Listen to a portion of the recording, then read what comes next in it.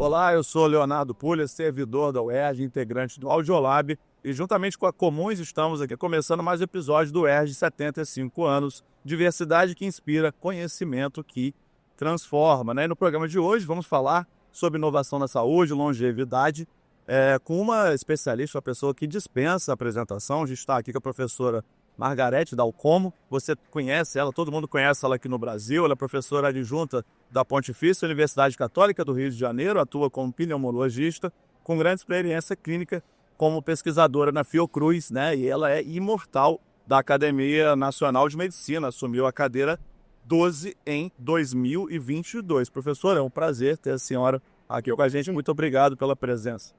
Tá? E a primeira pergunta que eu posso fazer é a seguinte: a senhora acabou de dar uma palestra aqui, né? A gente está na Rio Innovation Week, um evento enorme, muito importante, e a senhora acabou de dar uma palestra, a palestra estava lotada aqui do lado do nosso estúdio, sobre longevidade, né? E a pergunta que eu faço é o seguinte, professora: como que a inovação na saúde, né, pode promover, aumentar a longevidade da população brasileira? Olha, longevidade é um assunto absolutamente na ordem do dia no Brasil. Por uma razão muito simples que eu posso resumir. O Brasil é hoje o país no mundo que mais rapidamente envelhece a sua população. Nós passamos de uma expectativa de vida ao nascer de 54 anos e em 40 anos passamos para 78 anos. É uma expectativa de vida que um brasileiro tem ao nascer. Então, sem dúvida nenhuma, foi muito rápido esse processo. Isso vai exigir que toda a tecnologia, que todo o acesso ao melhor da inovação se volte para essa população, porque nós envelhecemos muito rápido e não nos preparamos para isso. Então, hoje, por exemplo, quando nós falamos em inclusão digital, a inclusão digital no Brasil ela tem que estar necessariamente voltada não para um uso precoce e, a meu juízo, nocivo nas crianças. As crianças não têm que ter acesso a isso até uma determinada idade. Eu sou francamente favorável, né? Eu já coloco essa questão, inclusive, porque eu sei que é polêmica, né? Mas eu tenho uma posição formada, né? Sou completamente favorável ao controle das redes sociais e à inclusão de crianças precocemente nesse modelo. Mas a pessoa idosa, ao contrário, ela precisa disso. É preciso que a nossa juventude esteja preparada não apenas para acolher a população que envelhece, mas, sobretudo, para dar a ela acesso ao melhor da inclusão. E essa inclusão, necessariamente, que vai recolocá-la no mercado de trabalho, né? Para que nós não continuemos a falar de uma retórica que me incomoda, me constrange, da chamada economia de prata, né? Isso, economia prateada. Economia prateada é um privilégio de muito poucos, porque, na verdade, envelhecer sendo pobre é muito ruim, é muito desigual. Então, incluir essas pessoas, né, e a inclusão digital, todos os mecanismos modernos que nós temos de tecnologia, de inovação, fazem parte dos projetos. Há projetos muito inovadores hoje no Brasil, né? A própria Agência Nacional de Saúde tem um programa de inclusão digital que começa agora voltado especificamente para a população idosa. Então, assim, longevidade é um fato no Brasil e inovação seguramente tem que casar-se com essa longevidade para que nós possamos envelhecer melhor. E no caso da promoção da inclusão digital com a pessoa idosa, isso passa por formação, por capacitar o idoso a utilizar a tecnologia e também por baratear o acesso a esses equipamentos? Ah, com certeza, né? Você já deve ter visto um avô ou um tio, alguém que muito feliz diz assim para você, né? Eu fico muito feliz quando eu vejo meus pacientes no SUS, na Fiocruz, onde eu trabalho, e dizem assim: eu posso mandar o meu resultado do meu exame por WhatsApp para a senhora? Mas ele fala isso como se ele estivesse falando uma coisa da mais alta complexidade. E eu fico muito feliz que ele possa fazer isso. Alguém ensinou a usar essa tecnologia. E essa tecnologia ela é inclusiva. Como é inclusivo também preparar essas pessoas que estão perfeitamente lúcidas, que já se aposentaram por razões do seu tempo de serviço, etc., mas que seriam muito úteis à sociedade se elas pudessem continuar trabalhando, se elas fossem reaproveitadas no mercado de trabalho. E para isso elas têm que ser incluídas digitalmente, porque forçosamente elas precisam ter conhecimento disso. E é preciso que os nossos jovens tenham essa sensibilização, que a família brasileira se prepare para permitir que o idoso que mora com ela, na qual nem ela está preparada para cuidar, para assistir ou para dar uma chance a ele de incluí-lo. E aí, forçosamente, será a inclusão digital dessas pessoas. Perfeito. E um dos desafios, né, é a disseminação de informação falsa pelas redes sociais. A senhora acha que, especialmente na área da saúde, a senhora é uma referência na época da Covid, teve muita desinformação circulando nas redes sociais. A senhora acha que a população idosa ela é mais vulnerável à informação falsa, porque ela vem de um paradigma comunicacional diferente? Como lidar com esse desafio? Totalmente. Ela é vulnerável, ela é vítima, né? Você vê que se você fizer uma enquete, por exemplo, e ver o número de pessoas que caem naquele golpe que é velho, conhecido, né? De alguém ligar ameaçando, dizendo estou com seu filho sequestrado, ou telefonema de banco, né? Então é preciso que os meios de comunicação também tenham um compromisso voltado para essa população. Os meios de comunicação, que eu digo, é falado, escrito, televisivo, rádio, que façam alertas permanentes. Gente que eu quero dizer é gente idosa, que são os que mais caem nesses golpes. Banco não liga para você, Exato. Banco não usa telefone, banco não manda e-mail, não respondam a nada. Quando alguém ligar com aquela voz melíflua, quase te convencendo, não caiam nisso porque é golpe, né? Porque hoje em dia isso está muito sofisticado. A tecnologia do fake, do nocivo, ela se sofisticou numa velocidade, numa proporção muito maior do que as tecnologias chamadas do bem. Exato. Para a inteligência artificial, o desafio é ainda maior, né? Então, a inteligência artificial, por exemplo, é algo que pode ser bem usado, né? Eu tenho clientes, pacientes que eu cuido, que são pessoas mais idosas, e eles me contam tudo, né? Doutora, eu vim aqui porque eu tenho a doença X, né? E eu fui buscar na inteligência artificial, aí eu falo, mas qual que o senhor usou? Aí ele fala uma qualquer, eu falo, não, procura nesse daqui, que essa fonte é melhor. Perfeito. Aliás, com isso eu quero dizer que no ano 2000, o grande autor Humberto Eco, que todo mundo conhece, Humberto Eco naquela época, quando a internet ainda era totalmente incipiente, ele escreveu um texto magistral onde ele já dizia: nós vamos ser vítimas se não soubermos, não tivermos uma base de informação elementar, pelo menos, para saber discriminar o que a tecnologia vai nos trazer, para o bem e para o mal. E, infelizmente, a população mais idosa ela é a vítima maior. Então, a inclusão dessas pessoas na boa informação, para que elas saibam separar o joio do trigo, né? O fake do verdadeiro, é muito fundamental, é democrático, é justo, e a sociedade brasileira, as famílias brasileiras precisam se preparar para isso. Perfeito. E a senhora falou, né, que aumentou a expectativa de vida da população brasileira, então mudou a base demográfica da nossa sociedade. Totalmente. Não tem mais pirâmide. Não existe mais. Não é mais aquela pirâmide. Não, é um barril agora. A forma nossa é um barril, na qual a parte mais larga é a gente que tem hoje entre 30 e 50 anos e que daqui a 15 anos o Brasil será um país em que 40% da população terá 60 anos ou mais. E qual o desafio? O Brasil será um país de idosos. E qual o desafio ser colocado diante dos nossos governantes para planejar o futuro da nossa nação? Tem que pensar no futuro, mas é um futuro que já chegou. Não é mais futuro, é hoje, né? É hoje. Os médicos têm que ser preparados, a família tem que ser alertada, as próprias pessoas têm que ser preparadas para o seu autocuidado. Eu, da minha idade, eu tenho que estar preparada como uma pessoa que não tem filhos para envelhecer e saber me cuidar. Ter um sistema que eu posso pedir socorro, né? Esses sistemas de telehelp, etc., isso é fundamental, mas para isso tem que ter acesso das pessoas. Isso é hoje uma coisa ainda muito elitizada. Quem tem telehelp no Brasil é quem pode pagar por ele. E, na verdade, esse sistema, como existe disque denúncia, não existe um disque denúncia que é só para a pessoa idosa? Eu falei isso na minha palestra. Você sabe quantos chamados teve no disque denúncia que denuncia maltrato de pessoas idosas nos últimos 5 anos? 115 mil chamados de pessoas que assistem, que veem e que denunciam para que alguém vá assistir essas pessoas. Isso é um absurdo. Ou seja, nós estamos tratando muito mal nossas pessoas. Então, é só que tu falou agora de idosos que estão numa situação de vulnerabilidade, né? Expostos à violência.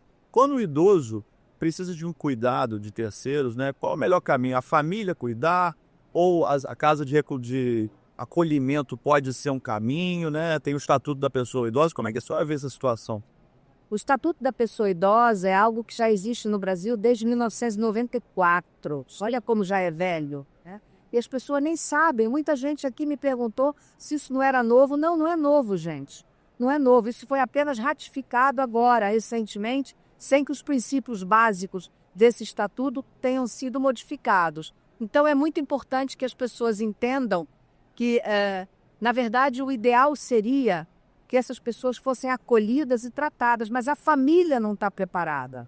A família não está preparada para ter uma pessoa idosa. Nós nem sequer temos problemas elementares. Nós estamos aqui falando de inovação e eu vou falar de algo tão anterior a isso, que se chama saneamento básico. Amanhã eu vou participar de uma discussão sobre saneamento e saúde. Sem saneamento básico, você não tem como cuidar de uma pessoa idosa, acamada. Tem que ter água potável para que ela possa se cuidar, para que a família possa cuidar dela, para que possa nutri-la, limpá-la, mantê-la em condições de dignidade. Então, assim, nós estamos ainda tão longe de uma condição de inclusão social adequada, como inclusive prevê o SUS, lembrando que o SUS é o maior programa de inclusão social do mundo, que é o SUS brasileiro, né, que trabalha sobre aquela tríade, né, de equidade, integralidade, etc. Então, assim, é preciso que nós entendamos, nós estamos muito longe da inovação ser aplicada, deixar de ser uma retórica para ser uma verdade aplicada no cotidiano das nossas populações. A gente tem muitos casos de abandono emocional da família, mas às vezes, mesmo a família que tem todo o cuidado com a pessoa idosa, ela não tem condições de cuidar, de dar o cuidado adequado. Porque a pessoa não tem recurso e não... O Estado tem que prover. O Estado brasileiro tem que entender que ele tem que voltar, né? Eu diria que nós hoje precisamos mais de gerontólogos e geriatras do que de pediatras. Sim. Eu estou brincando, claro, eu não estou com isso abandonando não, porque como eu disse, quem é que vai cuidar de nós? Eu tenho que cuidar muito bem das crianças e dos jovens, porque são eles que vão cuidar de nós. E é por isso que eu sou tão crítica também, em termos de inclusão e de inovação, com esses modelos de formação médica que estão se aprovando no Brasil, com faculdade de medicina de péssima qualidade, que na verdade não incluem nada. Estão formando médicos que vão excluir pessoas, que não vão incluir ninguém, que não são capacitados sequer a lidar com o que há de melhor na inovação. E a inovação não é só inovação tecnológica, é inovação na maneira de aprender, na maneira de apreender, na maneira de se comunicar. Eu dei um modelo, numa das meus slides, eu mostrei qual é o modelo do profissional de saúde do futuro. É aquele que vai saber trabalhar com a inteligência artificial, com a inteligência emocional, com a inovação, mas é aquele, sobretudo, que vai aprender a usar isso em benefício do seu semelhante, sem retórica. Perfeito. A senhora está falando de um problema na formação do profissional de medicina. A senhora acha que piorou o ensino da medicina ou é um problema no perfil, na seleção do perfil do jovem que quer fazer medicina? Não, é que piorou a qualidade do ensino. Piorou muito, piorou. Há uma insensibilidade, há um apartamento da realidade muito grande entre um jovem que tem acesso à tecnologia, que tem acesso às melhores inovações do ponto de vista, mas ele se ilude. Ele acha que lidar com redes sociais vai colocá-lo num mercado de trabalho que é cruel. Sim. E que vai exigir dele, se ele quiser ser médico, uma formação para a qual ele absolutamente não está preparado. Ele não passa numa seleção de uma grande universidade se ele não tiver um conhecimento técnico que o faça capaz de discernir o que é uma informação, digamos, não exatamente fake ou mentirosa, mas uma informação sem base, superficial, enfim, leviana, de certa maneira, de uma informação realmente embasada nos melhores princípios científicos, éticos e humanísticos. O governo federal, recentemente, ele facilitou a abertura de novos cursos de medicina, né? visando aumentar o número de médicos no país. A senhora acha que isso é uma boa notícia, porque aumenta o número de médicos, ou isso ainda prejudica ainda mais essa fragilidade na formação, no ensino? Não, é uma péssima notícia, porque isso vai jogar no mercado, como já há uma realidade, né? Se nós olharmos os dados, por exemplo, do que é aprovado no Revalida, Sim. né? O Revalida não aprova mais de 20% dos candidatos a cada ano nos últimos anos.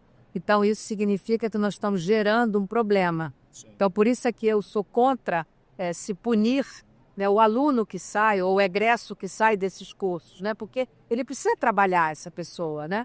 Quem tem que ser selecionado criteriosamente para sua autorização de abertura são as escolas médicas, né? Não pode a escola médica virar um negócio de grandes conglomerados que auferem muito lucro e ganham muito dinheiro com isso, né? Isso é uma relação, a meu juízo, equivocada, né? Isso não pode. Quer dizer, as escolas médicas têm que passar por critérios de seleção, proporção de professores qualificados, qualidade do ensino, que seja permanentemente avaliado. Ou nós vamos criar um problema.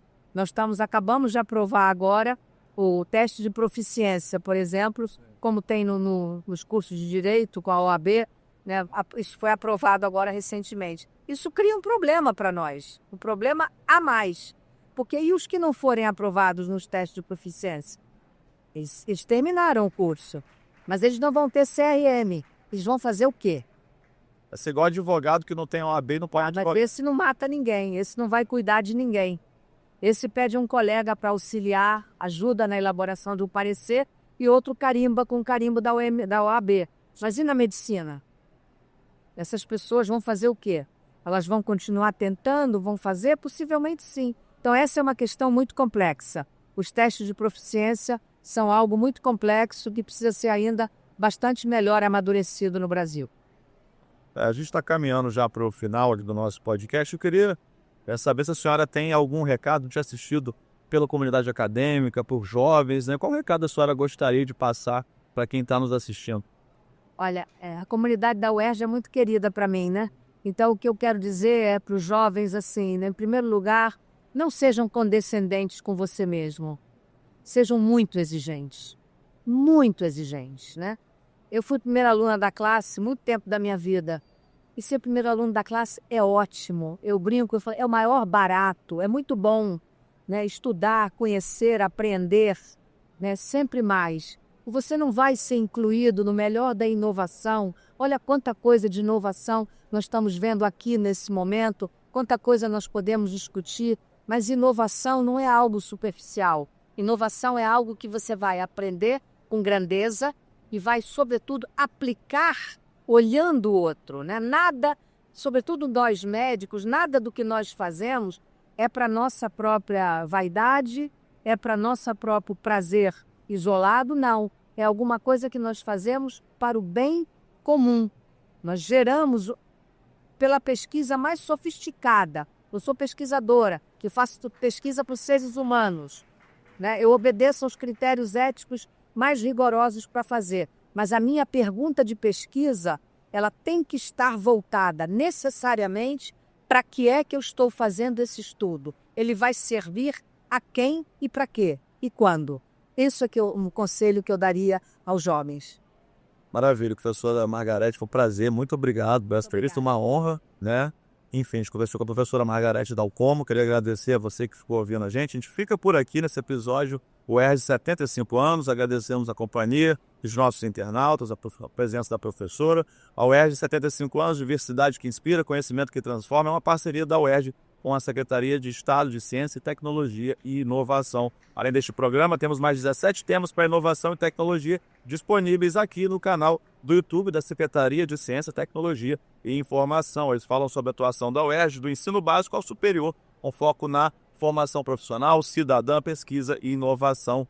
Se você conhece aqui alguns dos nossos 648 laboratórios, 663 grupos de pesquisa, né, mais de 1.000 pesquisadores, mais de 1.700 projetos de extensão. Nos outros programas você também vai conhecer a impactante atuação da UERJ na saúde da população do Rio de Janeiro. Vai saber que os hospitais da UERJ fizeram somente em 2024 mais de 950 mil atendimentos, 13 mil cirurgias e 46 transplantes. Ficou curioso para saber um pouco mais da produção tecnologia científica e inovadora da UERJ, então confira os outros episódios. Obrigado pela companhia e até o próximo UERJ 75 anos. Diversidade que inspira e conhecimento que transforma. Muito obrigado.